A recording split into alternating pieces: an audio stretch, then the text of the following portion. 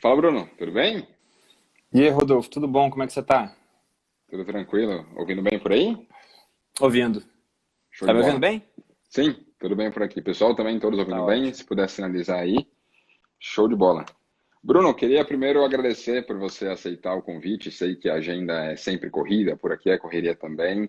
E assim, eu sempre falo aqui com o pessoal sobre a importância de ser inteligente, principalmente no mercado como esse, que, cara, a gente não sabe muito o que vai ser. Tem muitas coisas acontecendo que talvez alguns investidores não tinham no radar, como por exemplo o Tesouro Selic tem uma rentabilidade negativa em setembro.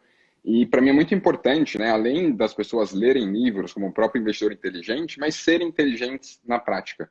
E para mim você é uma das pessoas que eu mais vejo como inteligentes, tanto em termos do mercado financeiro, de conhecer bastante do mercado, mas também de conhecer outras coisas da vida como um todo, que no fim das contas norteiam dentro do mercado. Então, acho que isso também é bem legal e o convidado certamente vai nos ajudar nesse sentido. Então, queria agradecer pela sua presença aqui e queria já pedir para que o Boludinho falasse um pouquinho sobre quem ele é, se apresentasse aqui para a galera, para que a gente possa começar, por favor.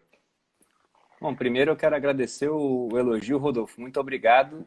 Não acho que eu sou merecedor de tanto, né? Que isso. Mas agradeço a questão do elogio à inteligência. E é bem mais difícil manter essa inteligência, né? Que, na minha opinião, é a capacidade de resolver problemas. Isso, para mim, é inteligência. Do que ler o livro Investidor Inteligente ou outros Uhum, livros. Porque a vida sempre nos surpreende com coisas novas. Então, essa questão do Tesouro Selic que você falou, por exemplo, foi, de certa maneira, uma surpresa. Eu conheci o ágio, o deságio, o componente da fórmula, tudo, mas eu não esperava que o negócio fosse sair de 0,4 para 30 em questão de pouquíssimos dias, né? Geralmente aumentava um pouquinho, você nem sentia, mas de repente foi lá um grande aumento. E sobre a minha história, de maneira bem curta, eu comecei a investir com 17 anos, pessoal.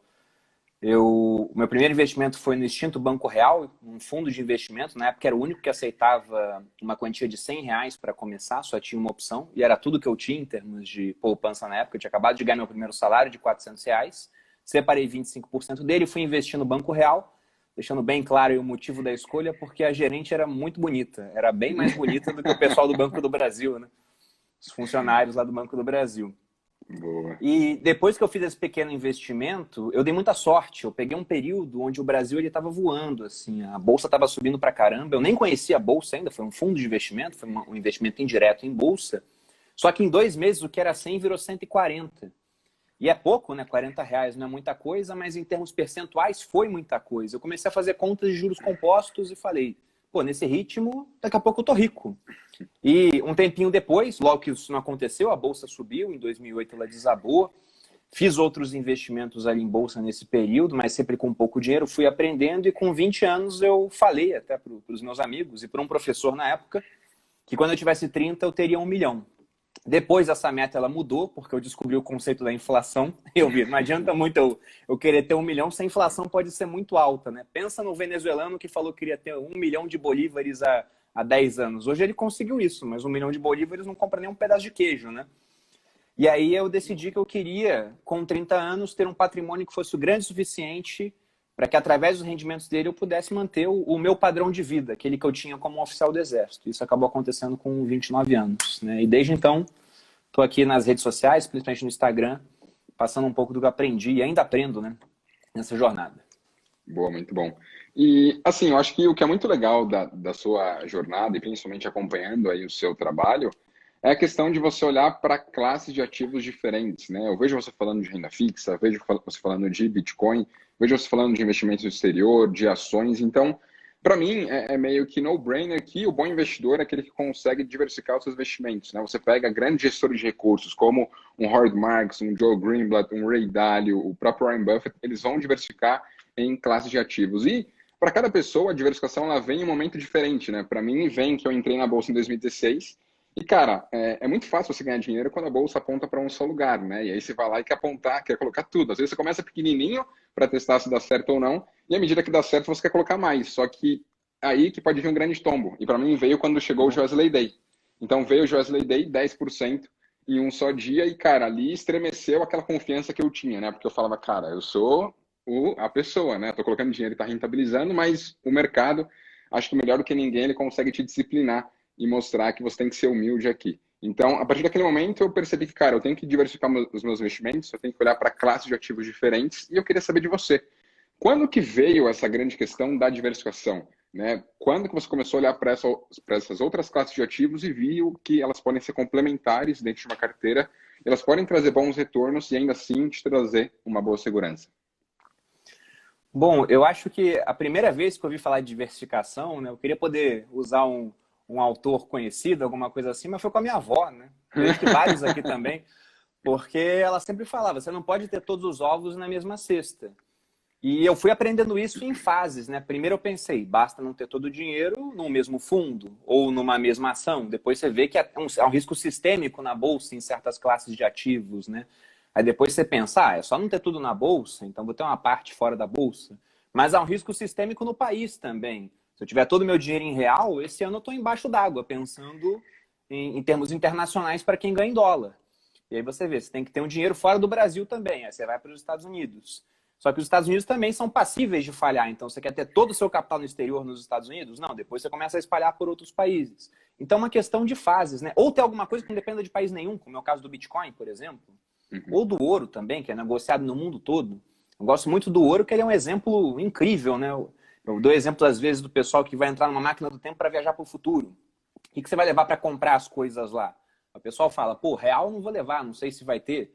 Dólar, ouro, bota um pouquinho de Bitcoin. Tá, mas e se a máquina for para o passado? O ouro te salva ainda. Em qualquer momento da história, né?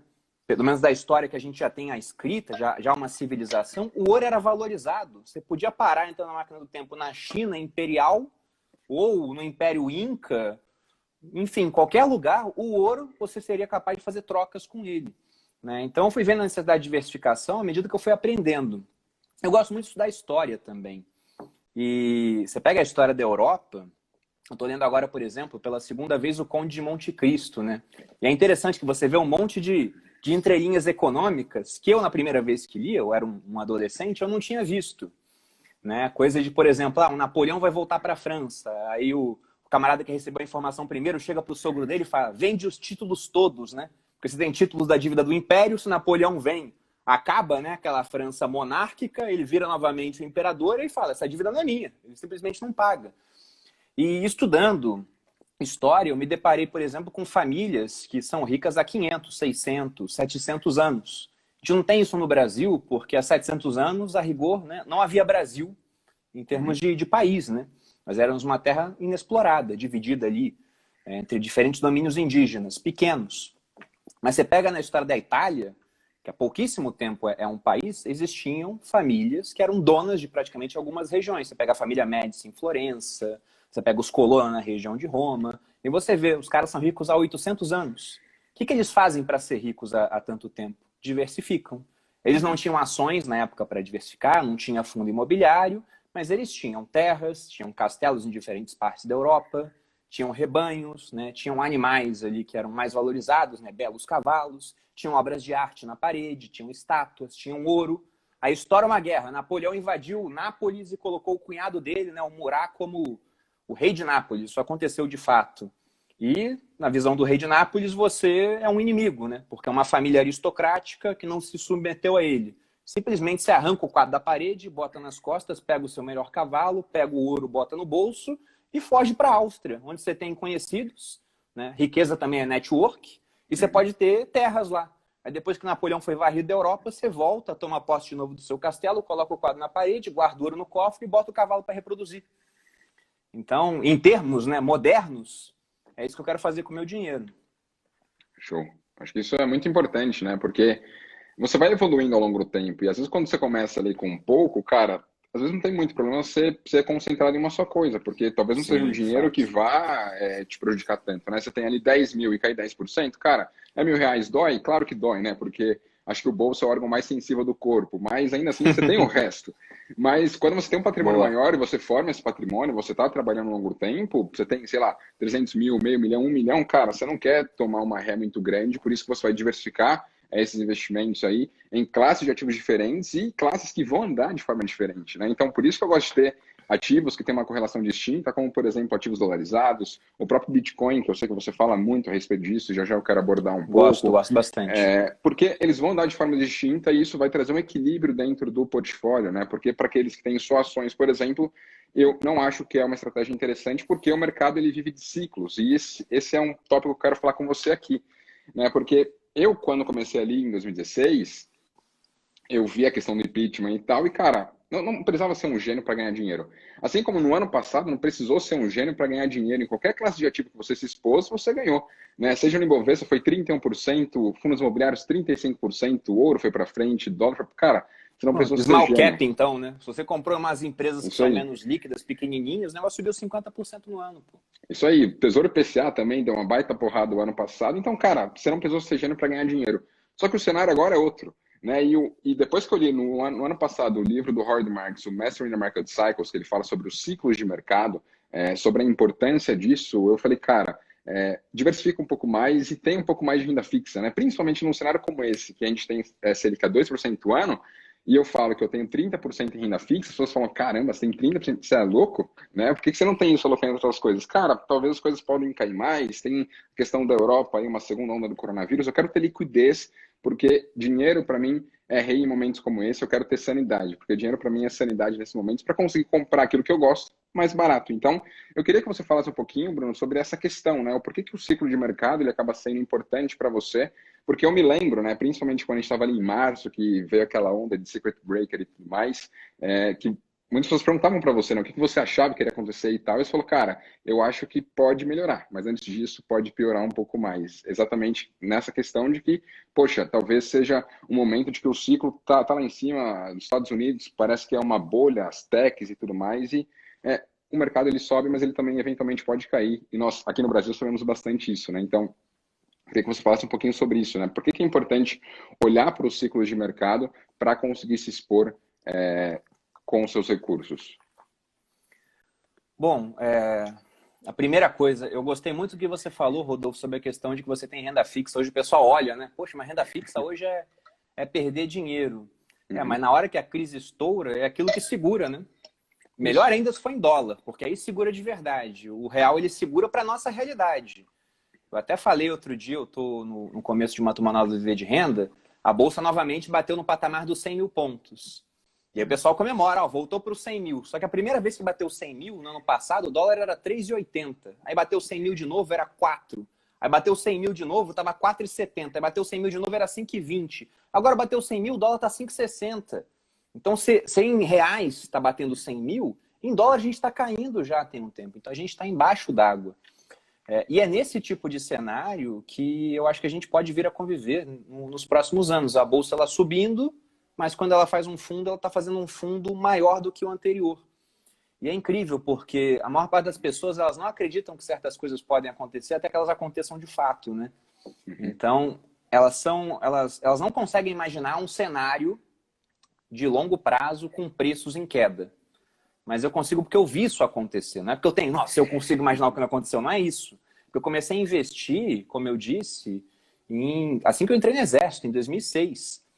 E naquela época a Bolsa subiu até 2008. Nós batemos um topo que nunca mais foi superado em dólares. Em reais a gente passou bastante. Em dólar nunca foi superado. A gente está 70% abaixo. E depois a gente caiu muito, subiu bastante em 2009 e aí foi uma sangria lenta, né? Ao invés do mercado te dar uma facada na barriga, assim, rasgar para você sangrar e morrer logo, não, ele cortou o seu dedo do pé, você está sangrando lá, daí outro ele corta um outro, aí você vai perdendo sangue aos poucos. Foi isso que ele fez, foi de 2009 a 2015, o mercado subia, caía, e subia, não batia o topo anterior, aí caía, fazia um novo fundo. E foi assim, e eu lembro dos noticiários da época, eu acompanhava o Infomoney, muito mais do que eu acompanho hoje. E você não viu o pessoal pessimista. Era sempre assim, esse ano vai, esse ano vai, esse ano vai. E não ia. E simplesmente não ia. Então, naquela época, por exemplo, né, eu aprendi na marra que eu tinha que ter caixa. Tem dois motivos para isso, inclusive. O primeiro era porque eu tinha 20%, 30% em bolsa, variava da fase, e eu era tido como um cara muito arrojado naquela época. Hoje, se eu falo que eu tô com 20% em bolsa, me chamam de bundão. Falam assim, seu covarde. Aí você tem 20% em bolsa, né? Tu não é homem, né? Então, e você vê como é que é a mudança. E o outro motivo até tem a ver um pouco com a parte do que eu aprendi no Exército. Você serviu Exército ou Aeronáutica, Rodolfo? Servi, Eu lembro exército. que você comentou comigo. Ainda tenho aqui, eu carrego o corte ainda. Pois é. PQD. E no Exército, cara, isso não só no Exército, em outras forças armadas, aí, forças auxiliares também trabalham com esse conceito, mas você sempre tem reserva. Eu estava na Brigada Paraquedista, por exemplo, né? A Brigada Paraquedista ela tem 3 batalhões de infantaria e as outras unidades funcionando para dar apoio para esses batalhões. Aí, se a brigada vai para o combate, são 2 batalhões na linha de frente e um ficaria em reserva. Aí o batalhão tem 3 companhias, né? Bota 2 para combater, uma fica em reserva. Cada companhia tem 3 pelotões, bota 2 para combater, um fica em reserva. Então, sempre tem reserva. É uma estrutura que ela fica fractal, né? O batalhão é uma pequena brigada, né? A companhia seria um pequeno batalhão, seria mais ou menos isso. E sempre com uma reserva. E essa estrutura, ela tá aí há muito tempo. Pô. Você pega para ler, eu estou lendo o Conde de Monte Cristo agora, fala de Napoleão. Você tem mais ou menos na mesma época o Tolstói lá no Guerra e Paz. E você vê a estrutura funcionando assim, os russos com reserva, os franceses com reserva, guerra financeira rolando já, o Napoleão quando invadiu a Rússia levou rublos falsos para comprar mantimentos do povo, né? E você vê que aquele pessoal que usava bem a reserva vencia as batalhas. Então é a mesma coisa que eu quero fazer com os meus investimentos, usar bem a reserva. Até porque chegará o momento para isso, né? Você falou dos ciclos econômicos. A gente vê os gráficos muitas vezes como se fosse uma linha só ascendente. Tem umas pequenas quedas, né? Sim, é uma pequena queda quando você olha ao longo de 200 anos. Aí parece que é uma pequena queda, mas naquele momento é uma queda de 50%. E quando o mercado volta a subir, quem tem reserva para comprar bem nessas horas ganha dinheiro. Agora, o cara que não tem reserva, muitas vezes ele é obrigado a fazer aquilo que todo mundo sabe que não deve ser feito. Vender no pior momento da queda, muitas vezes. Pô, mas o cara sabe que não vai fazer, por que ele faz? Porque ele perdeu o emprego. A bolsa não cai 50% porque o mundo tá um mar de rosas, né? Aquele céu de brigadeiro tá tudo dando certo. Ela cai 50% porque o mundo piorou pra cacete. E nessa hora o seu negócio pode estar quebrando, você pode estar perdendo emprego, e simplesmente se você colocou tudo em bolsa e não tem uma reserva grande o suficiente, você vai ser obrigado a vender. É um ponto do qual você não consegue ter retorno. Então, ter reserva é muito importante. As pessoas, eu sempre vejo o pessoal falando, não tenho reserva, eu só tenho plano A, eu não tenho plano B. Eu falo, meu Deus, esse cara, ele não serviu o exército e ele não aprende com a própria natureza. Porque a natureza criou a gente com uma série de backups. Eu tenho 2 olhos, se eu ficar cego de um, eu tô com o outro ainda. Tenho 2 ouvidos, se um parar de funcionar, eu ainda consigo ouvir com o outro. Eu tenho 2 mãos, 2 braços, 2 pernas. Infelizmente não tenho 2 colunas, seria ótimo, porque uma já deu problema no ano passado. Aí esses caras que falam isso, é a mesma coisa que o cara fala para mim, eu tenho 2 rins, vou vender um, porque afinal eu tenho 2, e vou pegar todo esse dinheiro e aplicar no meu plano A, que é ter tudo em bolsa. O cara tá pedindo para ficar pelo caminho, para ser extinto. Com certeza, acho que isso faz total sentido. Até uma coisa que eu tenho aqui, ó, tá aqui atrás no meu escritório, que é esse quadro, vou até mostrar pra galera. Eu sempre gosto, né? Aqui tem onde eu trabalho e tudo mais, aqui tá esse quadro, né? O Ibovespa em dólar de 63 a 2017. É importante. Cara, para mim faz muito sentido, porque no ano passado, se eu não tinha 100% em bolsa, eu tava perdendo dinheiro, né? Porque tudo subiu, mas, cara, eu mantinha ainda as minhas reservas, né? E o que você falou é muito verdade, né? Olha que esses momentos de correções que tiveram aqui no mercado, isso aqui diz respeito a mais de 10 anos, por exemplo, né? Parece pouco, né? Você faz isso aqui e fala, cara, não é nada, mas são 10 anos. E um outro ponto que eu queria falar com você, Bruno, é essa questão aqui, né? Esse gráfico também mostra as moedas que eram vigentes em determinado período, né? Nos últimos 40 anos foram 8 moedas diferentes, né? Para se ter noção do quanto que, cara, investir no Brasil não é para amadores, e o real, para se ter noção, ele é 1 ano mais velho do que eu, né? Eu nasci em 95, o real de 94, então ele é 1 ano mais velho do que eu. E eu queria entrar aqui sobre investimentos no exterior, né? Algo que eu conheci bastante no ano passado.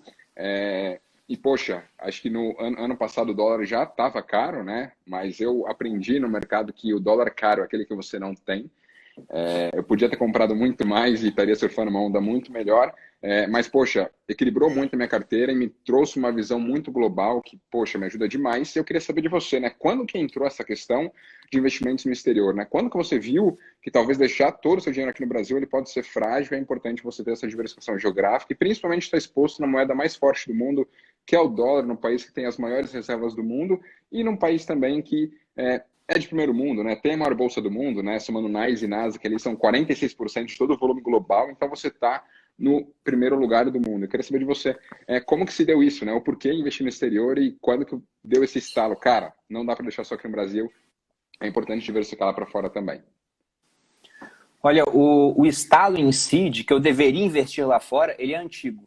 Agora, a prática de levar realmente meu dinheiro lá para fora, ele foi num tempo bem recente, assim. Foi no começo de 2019 que eu realmente, de modo direto, coloquei dinheiro lá fora. Eu usava mecanismos indiretos antes para isso, né?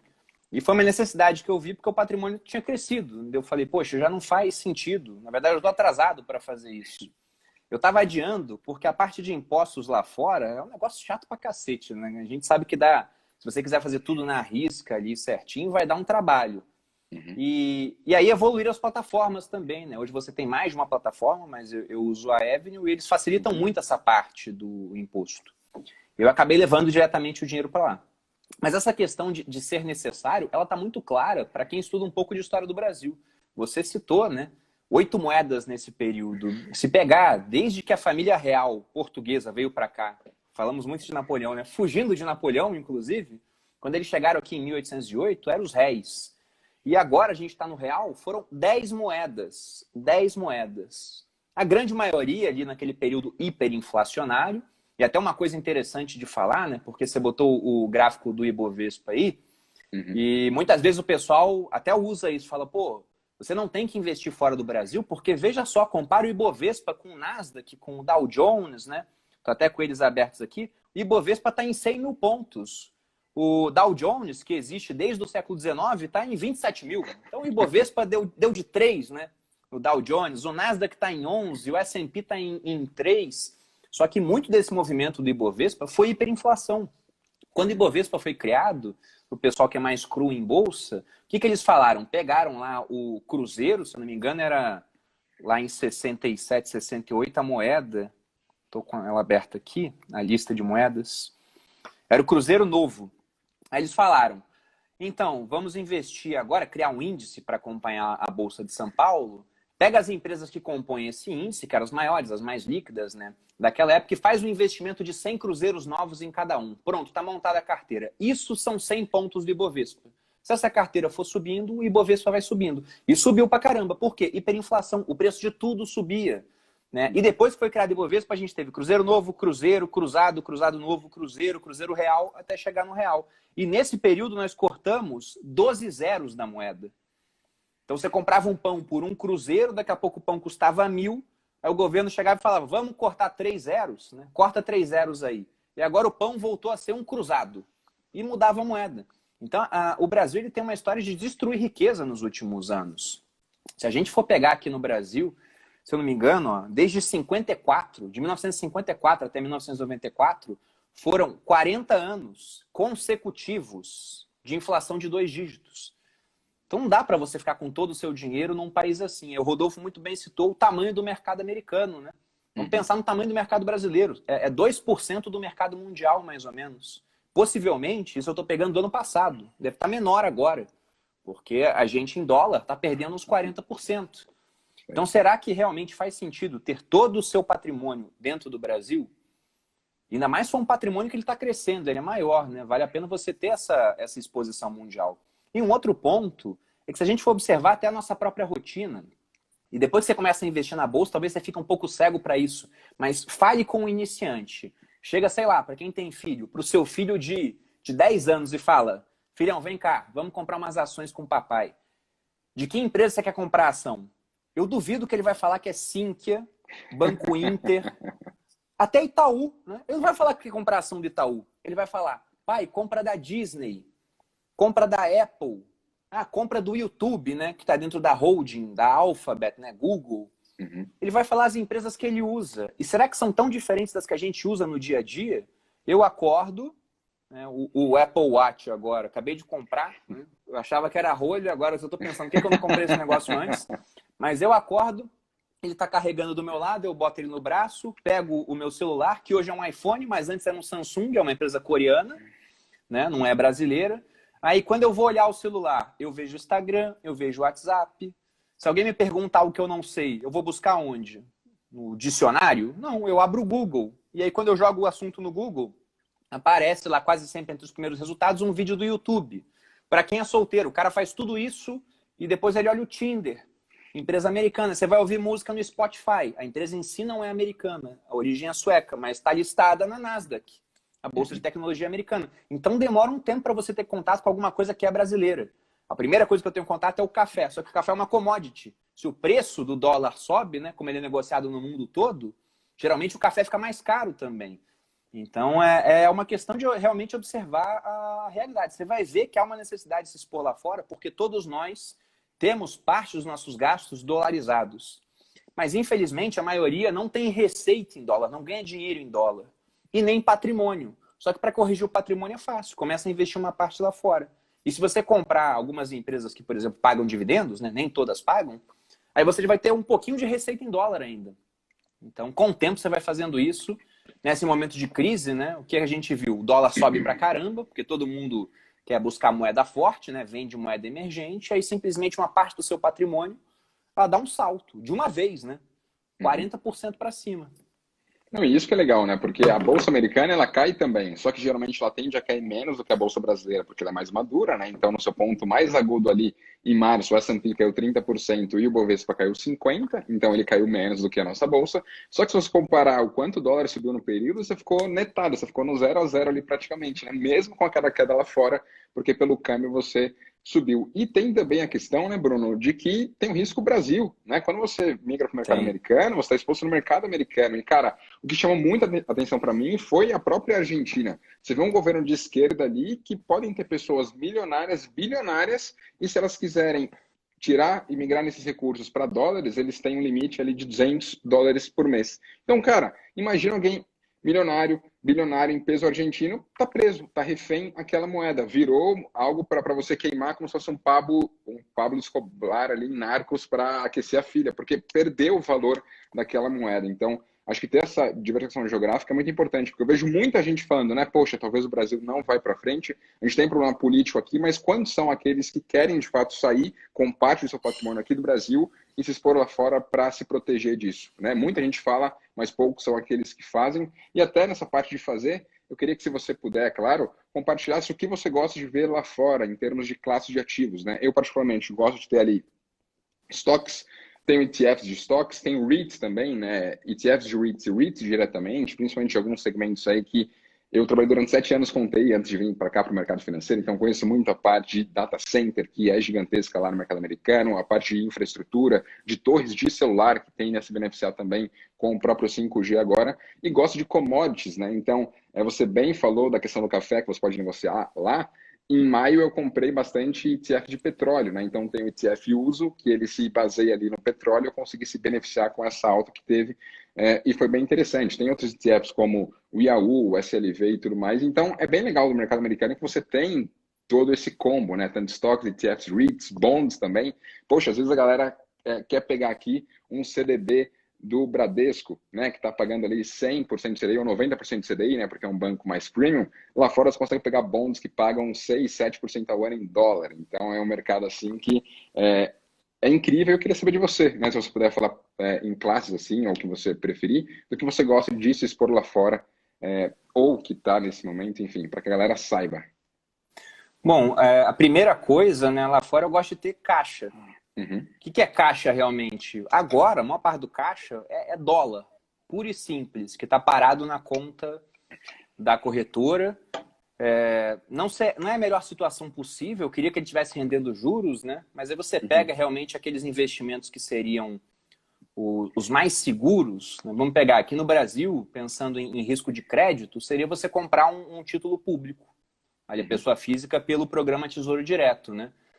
Aí o risco de crédito é o menor porque você está emprestando para o governo, que é dono da máquina de imprimir dinheiro. Aí dentro disso você procura aquele que tem o menor risco de mercado, que é o Tesouro Selic. Mesmo com esse movimento aí da subida do deságio, ele perdeu muito pouco. Os outros eles podem perder muito mais. Pegando lá fora o que é igual, você tem as Treasury Bills, que são os títulos públicos, né, do Tesouro Americano, de prazo mais curto, algumas com vencimento em questão de semanas. Só que esse negócio está pagando nada, né? Está pagando 0,15% ao ano. E é igual o Tesouro Direto aqui. Para o cara comprar a Treasury Bill mesmo, ele tem que ser cidadão americano. Então você consegue comprar via ETF. Tem, por exemplo, o ETF Bill para isso, né? BIL. Só que aí você vai comprar para ganhar 0,15 no ano, a taxa de administração do negócio é 0,14, você vai ganhar quase nada, né? Quase nada. E tem uma outra coisa. Quando você manda dinheiro lá para fora, se fica parado na conta bancária ou na conta da corretora, e você mandou com o dólar a 4, de repente o dólar fica a 5, você não paga nada por isso. Você não tem que pagar imposto por esse ganho cambial. Agora, se eu compro ETF Bill com dólar a 4, ele me dá 0,1 no ano, mas eu vou vender depois o dólar tá 5, por conta desse ganho cambial que eu tive, esse ganho de 0,1 é quase nada, né? Já vai ter dólar, mas por conta do ganho cambial, de dólar tá em 4 e para 5, eu vou ter que pagar imposto aqui no Brasil. Então, por conta desses juros baixos, eu estou deixando realmente essa parte que seria a renda fixa, né? Aquela mais conservadora, equivalente ao meu colchão financeiro, uma reserva de emergência aqui, parado na conta da corretora. E o restante que eu mais olho lá é aquilo que falta aqui, na minha opinião. E aí você tem, né, ouro, você consegue exposição aqui no mercado local, porque tem fundos para isso hoje, mas esses fundos sofrem cobrança do Come Cotas. Então, a cada 6 meses tem que pagar imposto. É automático isso, né? 15%. Lá fora, se eu compro um ETF de ouro, só vou pagar imposto se eu for vender e se for mais de 35 mil no mês, né? Eu posso comprar e ficar anos carregando aquele negócio. Então, prefiro pegar o que você falou das commodities lá fora. Pego prata, pego ouro. Tem uma exposição pequena ali, né, em urânio, mas aí é muito mais empresa do que commodity, mas vai ganhar com a valorização da commodity, provavelmente. Além disso, já tive em petróleo, tomei um fumo no uso, né, não tenho mais, mas eu uso essa parte de commodities lá fora porque eu acho que é mais tranquilo do que aqui no Brasil. Aí, quanto ao restante que falta aqui, é principalmente tecnologia, porque até teve uma gestora, Brasil Capital, que criou um índice chamado Brasil Tech, né, que eles listaram várias empresas que eles chamaram de tecnologia aqui. Mas você vê que a maioria são empresas que usam tecnologia, elas não são de tecnologia. Eu poderia entrar naquele índice. Minha empresa é toda digital, né? Super ESG também, minha empresa, pô, não polui, não sei o quê. Uso aqui o Instagram, tudo online, mas eu não sou uma empresa de tecnologia. Eu só utilizo a tecnologia que outras empresas criam. E não tem muito disso aqui. Você pensa, qual o comparável de Apple aqui no Brasil? Que desenvolve, sabe, hardware, assim, em alto nível. Tu vai procurar na bolsa, tu vai achar positivo. Pô, é uma comparação, né? É bem Davi e Golias, mas nesse caso é difícil o Davi bater o Golias. É diferente, né? Aí você pensa, qual a outra empresa que compete com o Facebook aqui, com o Google, né? Sei lá, com a Tesla, não é uma que eu tenho na carteira, eu acho muito esticada, mas é um exemplo. Então, gosto de ter lá fora a tecnologia. E tem algumas empresas específicas que eu prefiro comprar, que eu acho que eu tenho que ter, né? Eu coloco até uns percentuais, às vezes, do meu patrimônio, eu quero tipo Apple. 1% do meu patrimônio está em Apple. Se meu patrimônio aumenta, eu vou ter que comprar mais Apple. E outras eu prefiro pegar, tipo, vou comprar um ETF. Eu pego um QQQ, por exemplo, né? Tem 100 empresas ali e acabam me expondo a todas essas que eu acho que eu não posso deixar de ter. E mais algumas que às vezes eu nem conheço, mas tu vai olhar que mais sobe no ano, né? Você falou de data center, por exemplo. A gente vê esse tipo de empresa subindo muito. Você tem as empresas que desenvolvem chips para componentes eletrônicos aí também, dando um show. A AMD subiu pra caramba. Esse tipo de coisa tem nesses ETFs. Eu nunca compraria sozinho, eu não acompanho essa parte. Então seria, de maneira bem simplificada, essa parte de colchão, de commodities e tecnologia. Aí eu posso pegar ação e ETF. Né? Hoje é nisso que eu estou centrando mais. Rates, por exemplo, que você citou que você tem, não tenho lá. E aqui no Brasil eu tenho muito pouco. Porque eu tenho um negócio de base imobiliária com a minha irmã, que é para ficar pegando imóveis em leilão, né? Então acaba que eu já tenho uma fatia do meu patrimônio atrelada ao mercado imobiliário. Por isso eu prefiro não ter tanta exposição dentro da carteira de investimentos a esse tipo de mercado. Nossa, muito bom. E o que você falou do QQQ é bem interessante, porque é um ETF que eu praticamente curto, tenho carteira, e tem essa questão de empresas de tecnologia e biotecnologia, tirando aquilo que é financeiro, e tem empresas como a própria Gilead, que está aí na corrida para conseguir uma vacina contra o coronavírus, né? Então, isso é algo interessante, né? Será que tem alguma empresa aqui no Brasil que vai conseguir se beneficiar de encontrar uma vacina para o coronavírus? Não vai ter. Infelizmente, não vai ter. Mas lá fora tem a Gilead, tem a Moderna, tem a Pfizer, tem a AstraZeneca, tem inúmeras empresas que estão trabalhando para isso. Então, você sai de um pool de 400 empresas aqui e vai para um pool de mais de 8 mil lá fora. Então, que tipo de investidor você quer ser? Um investidor que está restrito, um investidor que tem acesso ao mercado global. Então, acho que isso é importante.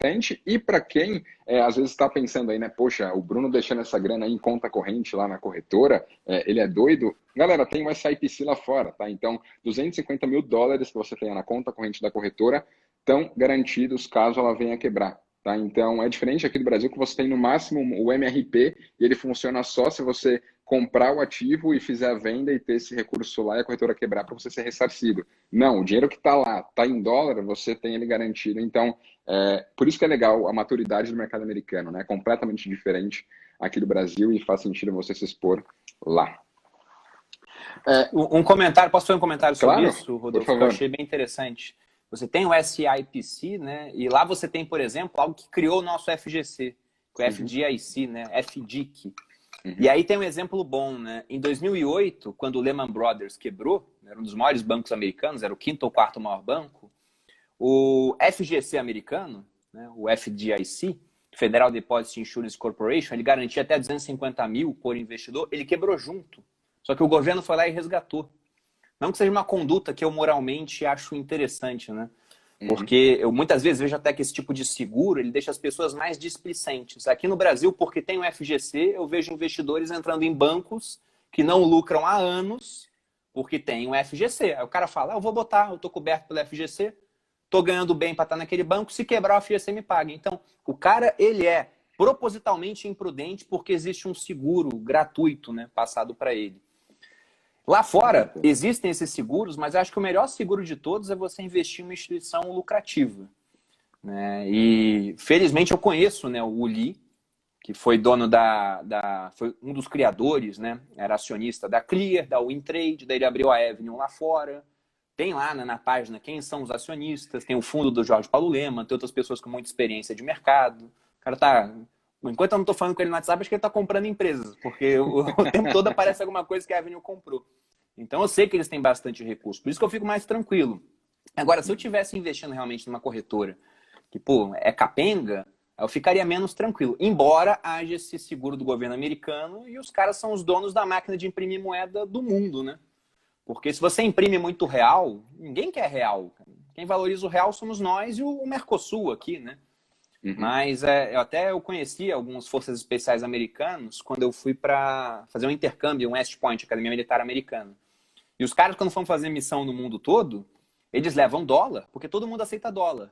Mas nos locais que são tão remotos que talvez o pessoal não conheça o dólar, eles levam ouro. Então são as duas coisas que são aceitas quase no mundo todo. O real não. Tenta ir para a Rússia pagar um café em real, ver se alguém vai aceitar. Em dólar o cara pode olhar, pode até não gostar, mas no limite ele aceita. Real ele vai olhar aquilo e vai falar, pô, me dá papel em branco então, porque pelo menos eu acho que pode valer mais. O real ele não conhece, né? Tem esse ponto.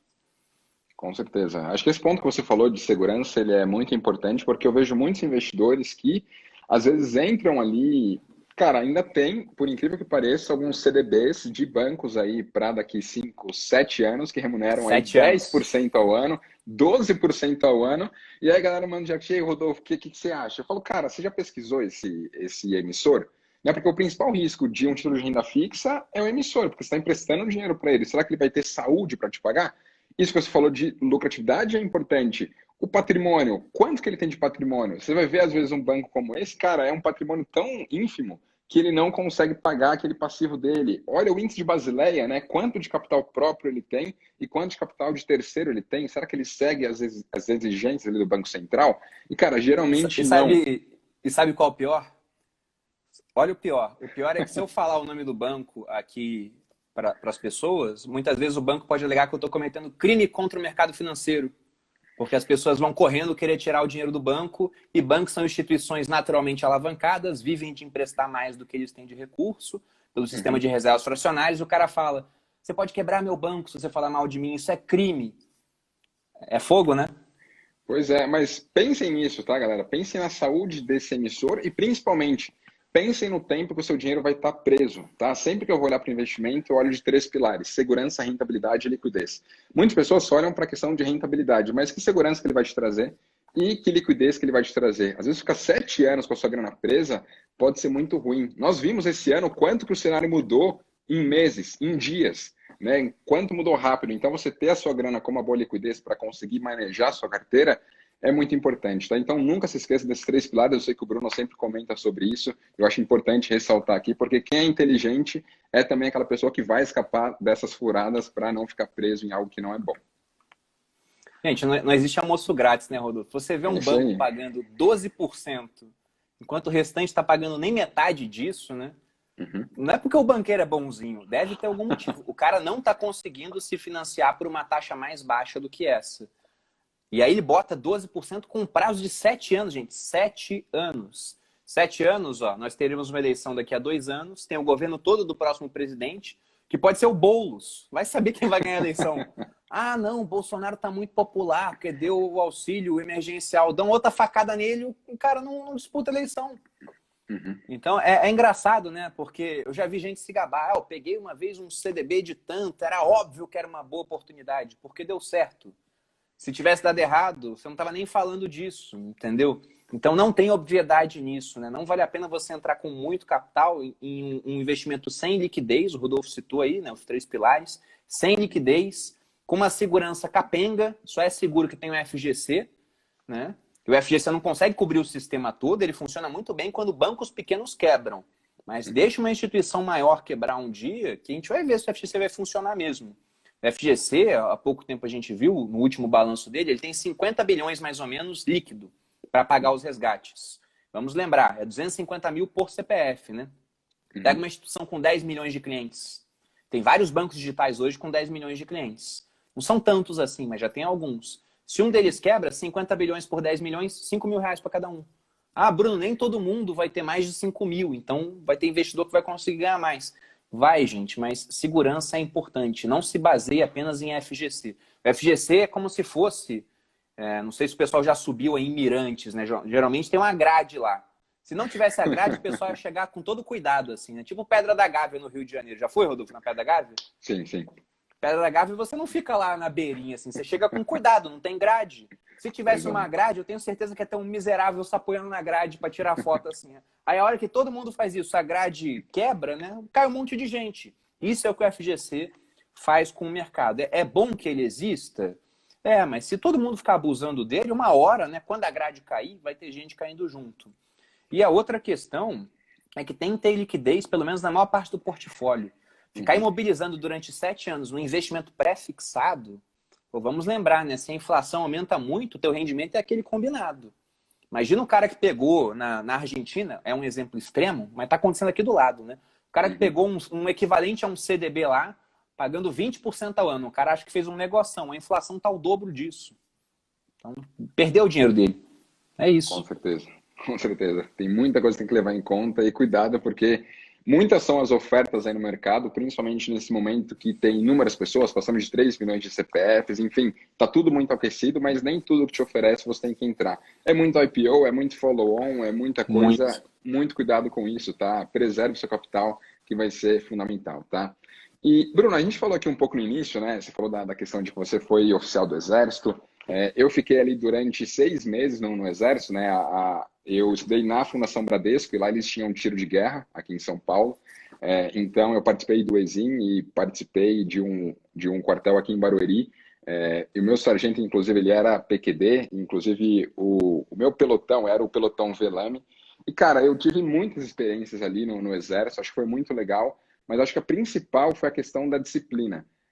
E a disciplina é algo que eu levo na minha vida como um todo, e eu vejo que inúmeras pessoas que foram disciplinadas na sua área de atuação, elas tiveram sucesso. Você olha, por exemplo, o Arnold Schwarzenegger, é um cara que eu admiro muito, eu curto muito treinar também, e ele foi muito disciplinado e conseguiu colher ótimos frutos disso.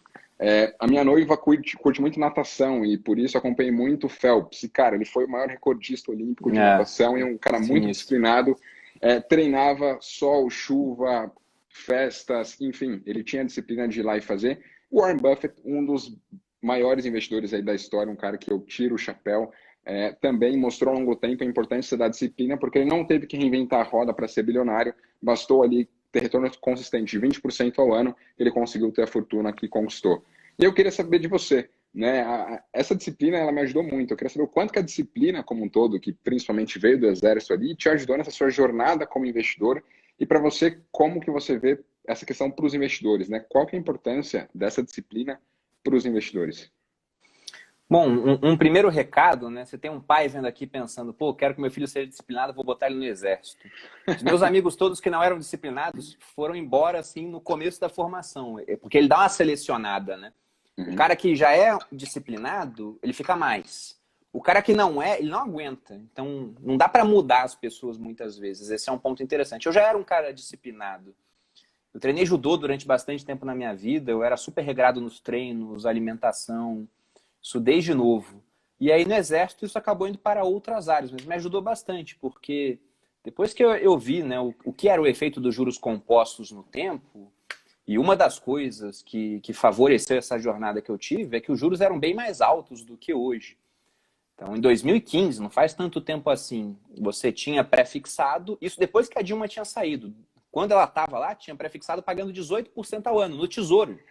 Quando ela saiu, caiu para 15%, para 14%, para 13%, para 12%, mas era 12% ao ano num título público, onde eu podia vender num dia e receber o dinheiro no outro, né? Então, era um negócio que quando eu contar para os meus filhos, vão falar, meu Deus, irreal, se o mundo tiver com juros muito baixos ainda. E na minha opinião, o investidor, o bem-sucedido, ele é o cara que vai fazer o corriqueiro, que é aplicar o dinheiro dele mensalmente, mesmo que o ambiente seja nada corriqueiro, como é o mundo. Esse ano ele está batendo recorde, né? Eu acho que até dezembro os OVNIs chegam ainda lá em Nova York. Mas o mundo, ele sempre está imprevisível.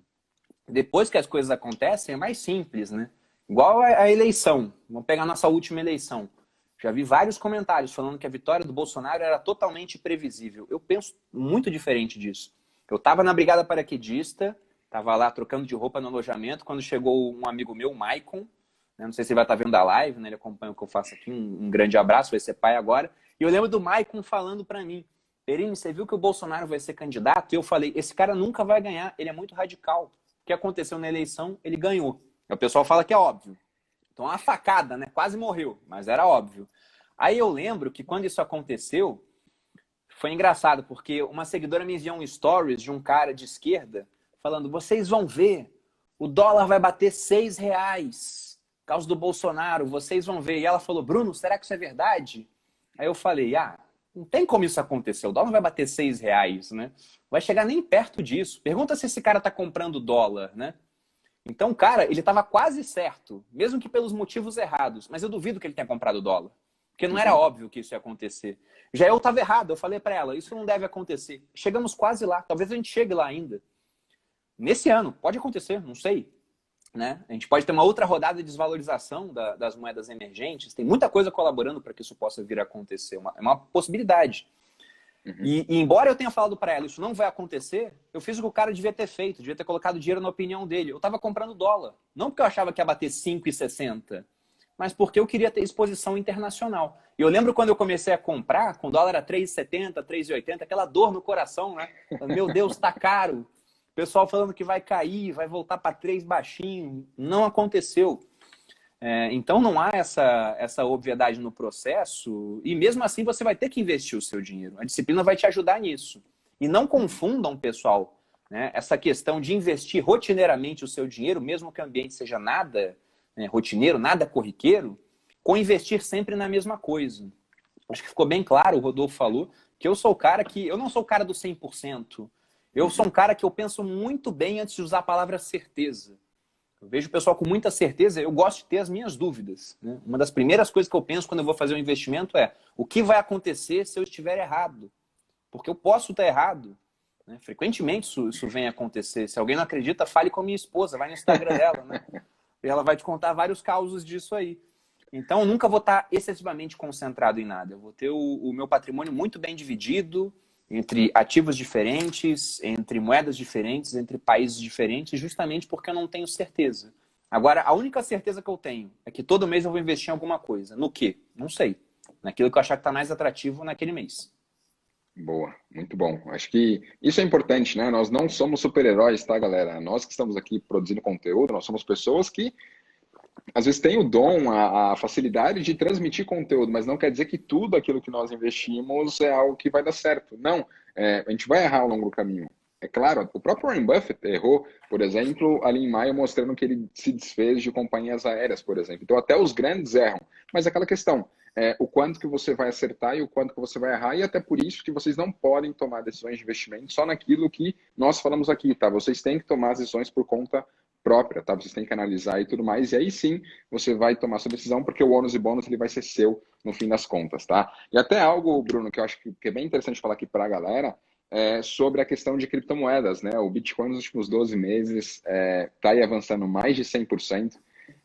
Muitas pessoas, né, falavam, cara, não vou comprar Bitcoin, não vou comprar ouro também não, porque que fluxo de caixa que ele vai me gerar? Que dividendo que ele me paga? Não vou investir. Mas, cara, eu vejo muito mais o Bitcoin como algo revolucionário, assim, principalmente como uma moeda, uma alternativa às moedas fiduciárias, algo que é peer-to-peer, algo que é descentralizado, algo que é escasso por natureza e que pode me gerar valor ao longo do tempo, principalmente nessa grande emissão de moeda que nós temos no mundo. E eu queria que você falasse um pouquinho sobre isso, né? O porquê para você é interessante Bitcoin e principalmente a questão de fundamentos, né? Porque muitas pessoas ainda não falam, né? Poxa, talvez o Bitcoin não tenha tanta utilização assim, né? Se bem que nos últimos dias o PayPal até anunciou a utilização aí do Bitcoin e isso fez ele romper aqui a barreira dos 70 mil. Mas eu costumo dizer para a galera que, geralmente, quando algo se provou, isso já vai estar no preço, né? Então, às vezes o Bitcoin está descontado porque ele não tem essa ampla utilização, mas quando ele tiver essa ampla utilização, isso tende a estar no preço. Então, eu queria que você falasse um pouquinho sobre isso, né? Sobre o que te leva a ter Bitcoin aí na sua carteira e por que você acha ele algo interessante para se considerar aí pensando num prazo maior. Bom, eu posso até começar com aquela viagem para o futuro que eu falei, né? Vamos supor que eu convidasse alguém que está assistindo aqui e fala, ó, vamos entrar na minha máquina do tempo. Eu sou rico porque eu vim do futuro, eu sei o que vai acontecer. E eu vou te levar para o futuro para você ver o que aconteceu na história. Só que eu não vou pagar suas despesas lá. Coloca alguma coisa na mala aí para que você possa pagar pelas coisas que vai consumir lá na frente. E eu sou sacana, eu não falo para ela o que está sendo usado de moeda lá. Eu quero ver o que a pessoa vai escolher. Porque eu sou um milionário excêntrico, eu gosto desses jogos de poder, entendeu? E aí a pessoa vai lá e começa a fazer a mala dela, né? Aí ela pensa, poxa, vou botar real. O real é mais novo ou mais velho que você 1 ano, Rodolfo? Tem a tua idade praticamente, né? É 1 ano mais velho só. 1 ano mais velho. Então, o real, ele, sei lá, ele acabou de concluir a faculdade de engenharia e descobriu que quer ser influencer também. Então, não sabe muito bem o que ele quer da vida. Será que ele vai, se ele existe só há 26 anos, durar mais praticamente, né, o dobro da idade dele, atual, né, mais 24 anos para chegar lá nos 50? Aliás, vai ter que durar o dobro da idade que ele tem, são mais 50 anos no tempo? Uhum. Acho complicado, né? Acho complicado isso acontecer. Pode ser possível, mas com o nosso histórico de inflação alta, não duvido que a gente troque de moeda mais algumas vezes. Então, de que adianta chegar com R$1 no Brasil de 50 anos à frente se ninguém mais aceita aquilo? Talvez você ganhe dinheiro vendendo para colecionadores. Com o dólar, embora ele seja muito mais antigo, ele existe há mais de 200 anos, desde a independência americana, 1776, é o mesmo ano da riqueza das nações do Adam Smith, ele também pode sofrer o mesmo efeito. E outras moedas pelo mundo também, porque as moedas hoje não têm lastro. Tem gente que ainda tem aquela ideia de que o dinheiro representa ouro guardado no Banco Central, por exemplo, né, em reservas. Isso acabou, gente. O último vestígio disso acabou na década de 70, lá em 1971, quando Nixon desvinculou o ouro do dólar. Desde então, nenhuma moeda tem mais lastro. Então, não há garantia de que isso vai ter valor lá na frente. O que a gente está vendo esse ano é justamente o contrário, né? Algo que é escasso costuma ter valor, o que é abundante vale menos, né? Por que a areia vale muito e o ouro vale... Aliás, por que a areia vale pouco e o ouro vale muito? Porque tem areia em tudo quanto é canto. O ouro tem pouco, ele é escasso. A moeda está assim hoje também, não param de produzir moeda, né? Esse ano aí o governo americano criou trilhões de dólares, né? Aumentou o balanço do Fed aí em mais de 3 trilhões. Aqui estamos fazendo coisa parecida, os europeus a mesma coisa, outros países também. Todos os países entraram num ciclo de produção de moeda, porque se os americanos eles produzem muito e os outros países não, a moeda dos outros países pode se valorizar. Isso atrapalha as exportações deles. Então, eles vão produzindo também. Vira um movimento equacionado de inflação. A gente vai morrer com uma pilha de dinheiro, que daqui a pouco não está comprando mais nada. O que faz com que esse efeito ao longo do tempo tenha ficado menor é que a evolução tecnológica tornou muita coisa mais barata, né? Você pega aí nos anos 2000 e pouquinho, eu ia fazer amigo oculto, comprava um CD, custava R$20, vinha 20 músicas. Hoje, por R$20, eu tenho acesso a um acervo ilimitado de músicas no Spotify. Então acabou que ficou mais barato. Mas não dá para garantir que isso vai continuar acontecendo não com esse tanto de criação. E aí o Bitcoin veio como uma alternativa para isso. Pô.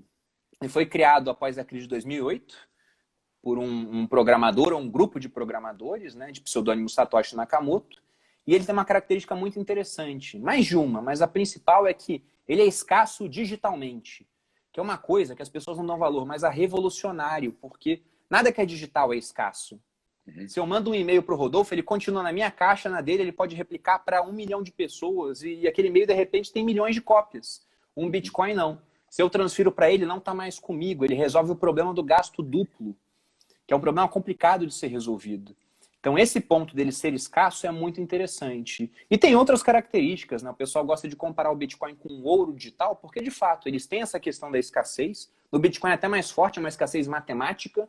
No ouro, é uma escassez que a gente não está descobrindo novas reservas. E está mais caro de fazer a extração das antigas, né? Mas nada impede que, de repente, o Elon Musk explore Marte e descubra ouro pra caramba lá. E o preço do ouro cai, porque não é mais escasso. O Bitcoin está garantido, 21 milhões, no máximo, né? A gente pode ter até menos do que isso em circulação, porque o pessoal perde a senha, deixa de acessar. Além disso, ele é aceito no mercado global. Se eu quiser sair do país e mudar, sei lá, para Mônaco, eu não preciso pegar meus reais e comprar a moeda de Mônaco. Eu posso transformar todo o meu patrimônio em Bitcoin e ir para Mônaco com Bitcoin. Não vou conseguir ser aceito em vários comércios, mas eu consigo trocar o Bitcoin por outra moeda lá. Isso em qualquer país. Então ele tem essa questão de ser aceito globalmente.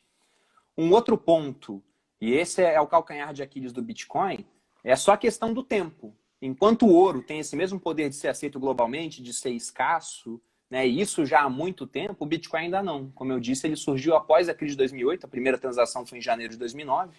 Então ele tem 11 anos, é uma criança ainda. Mas justamente por isso ele começou bem baratinho e o preço dele não parou de subir desde então. Teve um pico em 2017 aqui no Brasil, caiu e agora batemos novamente o preço histórico. Né? Então dá para ele subir aí sem limite. Né? Ele subiu muito, inclusive, por conta da subida do dólar. Né? Como ele é global, o dólar acaba mexendo com o preço dele. E a principal objeção que eu vejo depois, sem ser essa questão do tempo, é que o pessoal diz que Bitcoin não tem valor intrínseco. Mas se não tem valor intrínseco, por que tem gente comprando equipamento pra caramba, né, para minerar Bitcoin, gastando uma conta de energia incrivelmente alta, tanto que você não tem empresas fazendo isso aqui no Brasil. As maiores, né, ficam na China, Paraguai, Islândia, locais onde a energia é barata e no caso daqueles países mais próximos do hemisfério, né, o clima é mais frio para resfriar as máquinas. Então você tem muito poder computacional envolvido. Há mais poder computacional hoje na mineração de Bitcoin, que é a atividade que cria os bitcoins, do que no Google, que é uma empresa trilionária. E o outro ponto que traz valor para o Bitcoin, na minha opinião, é que ele acaba sendo um ativo inconfiscável. A gente viu há pouco tempo aquela manchete da família que está querendo transferir 50 bilhões, aí o Estado quer cobrar imposto. Se tivesse em Bitcoin, nem teriam como saber, né, quem está fazendo a transação para quem. Como é que vão cobrar alguma coisa nisso? Vamos supor que na Argentina está acontecendo, você falou dos milionários, o cara tem 1 milhão no banco, só pode sacar $200 por mês. De que adianta ter esse dinheiro no banco? Se tivesse tudo em Bitcoin, como é que vão simplesmente cancelar, né, o uso dos recursos dele? Não dá. O cara simplesmente consegue usar à vontade. Ele consegue sair do país, ninguém vai saber que ele tem aquele dinheiro, é anônimo. Ele se muda para os Estados Unidos, pega a reserva dele de Bitcoin, está online e vende lá, troca por dólar. Então, ele é um ativo antigovernos piratas, aí, digamos assim, né? Gosto de falar que ele é um ativo antissocialismo, porque se a gente tiver uma guinada realmente muito forte para a esquerda, e o pessoal quiser fazer valer lá a questão da nossa Constituição, né? Quando eles falam da moradia, do direito à moradia, do uso social, né, das propriedades imobiliárias, eles podem falar, olha, essa casa é muito grande para você e tua esposa. Essa aqui é alugada, no caso, então o problema seria do dono, né? Mas supondo, tem um imóvel que eu compro em leilão. Você não precisa de 7 imóveis que você comprou em leilão. Você precisa de nenhum. Você já tem dinheiro, tudo é nosso agora. Eles podem confiscar os meus imóveis, eles podem aumentar tanto o imposto sobre a minha empresa que não vai valer a pena trabalhar, eles podem fazer o mesmo com as empresas que eu tenho na bolsa, com os fundos imobiliários. O ouro é físico, né? Se eu tiver ouro físico, eles podem vasculhar e pegar, ou na bolsa, bota o imposto muito alto a ponto de se você vender, todo o lucro é deles, mas não conseguem fazer isso com o Bitcoin. Só se for vender em corretora, mas pode ter toda uma economia informal funcionando à base dele. Então é nisso que eu vejo muito valor. E os países também já estão sacando isso.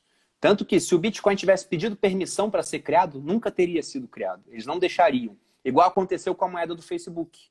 O Zuckerberg quis criar a Libra, né? Falou, vai ter uma moeda do Facebook para fazer transações. Cadê a moeda do Facebook? O que aconteceu na semana seguinte que ele falou isso? Todos os governos do mundo, Zuckerberg, vem cá explicar esse negócio, não sei o quê. Não veio. E se vier, não vai ser o que ia ser. Porque não autorizaram. Né? O Bitcoin é isso. Show de bola, muito bom. E galera, depois pesquisem aí sobre IOF de dólar, tá? Às vezes, para quem vai mandar remessa lá para fora, acha caro o IOF, dá uma olhada no histórico dele, já teve IOF de mais de 10% aí, tá? Então, o governo ele pode fazer isso e pode, às vezes, inviabilizar o envio de remessa lá para fora, e por isso que, para mim, ter Bitcoin é algo interessante. É claro, eu tenho uma menor porção na minha carteira, porque ele é volátil, quem olhou ali em março, ele teve uma grande oscilação, mas aquela coisa, se você tem uma boa gestão de risco e entende o racional que tem por trás dele, é aquela parada. É melhor você ter agora do que lá na frente, quando ele se provar, ele está muito mais caro, tá? Acho que tendo uma boa gestão de risco, você pode ter o que você quiser dentro da sua carteira, tá? Bruno, não quero me estender aqui mais, a gente passou um pouquinho mais de uma hora, mas, cara, queria agradecer demais por essa live. Pessoal, se vocês curtiram esse conteúdo, ele vai ficar disponível aqui no meu Instagram, tá? E vocês podem tirar um print disso aqui, marcar Vamos Pra Bolsa, marcar aí o Bruno Perini, colocarem nos seus stories para que pessoas venham consumir esse conteúdo aqui, porque a gente entregou muito valor e queria agradecer, Bruno, pela sua humildade, por compartilhar aqui do seu tempo. De novo, você é uma pessoa que eu admiro muito e espero fazer muitos mais conteúdos com você, porque é sempre agregar muito valor aqui. Rodolfo, eu que agradeço o convite, fico lisonjeado, viu, com os elogios, também por bater esse papo aqui contigo. Gosto muito do seu trabalho, você é um cara muito educado, aí, sempre com colocações oportunas, viu? Parabéns e continue assim. Boa, vamos junto nessa. Galera, valeu demais e tamo junto. Valeu, pessoal. Tchau, tchau.